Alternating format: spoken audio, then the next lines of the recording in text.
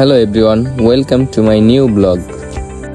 আজকে আমরা আমাদের ক্লাস শেষ করে সবাই যাচ্ছি লেক পারে। কজ আমাদের 2 সিয়ার মিলে আমাদেরকে ট্রিট দিবে, আর আমরা ডিসাইড করেছি আমরা বেলপুরি খাবো। সো আমরা সবাই রিল্যাক্স মোডে হাঁটতেছিলাম। এখানে আমাদের করিম ভাই খুব রাগ হয়ে বলতেছে তাড়াতাড়ি আসার জন্য, কারণ হয়তো তার খুব খিদে লাগছে এই জন্য। আর এক পাশে দেখা যাচ্ছে আমাদের সানজিদ আপু, সে খুবই ব্যস্ত আছে, কার সাথে কথা বলতেছে আমরা জানি না। সো তারপরে আমরা হাঁটতে হাঁটতে চলে এলাম লিক পাড়ে। অ্যান্ড এখানে এসে আমরা 1 মিনিটও দেরি করিনি, সবাই বেলপুরির প্লেট হাতে নিয়ে নিছি এবং সবাই হাতে নিয়ে দাঁড়াইছিল।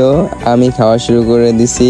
তারপরে দেখতেছি আমাদের করিম ভাই ক্যামেরা ধরে আছে, কিন্তু সে খাওয়ার সুযোগ পাইতেছিল না। যখনই খাওয়া ধরছে তার দিকে ক্যামেরা ধরার পরে সে লজ্জা পাইছে, লজ্জা পেয়ে খাওয়া বন্ধ করে দিছে।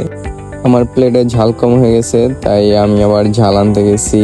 সো এখানে আমাদের সানজিদা আপু খুব রিল্যাক্সে খাচ্ছিল। যখনই দেখছে তার দিকে ক্যামেরা ধরাইছে, সে দৌড় দিছে। আমরা বেলপুরি খাওয়া শেষ করে আমরা যাচ্ছিলাম চা চত্বরে চা খাওয়ার জন্য।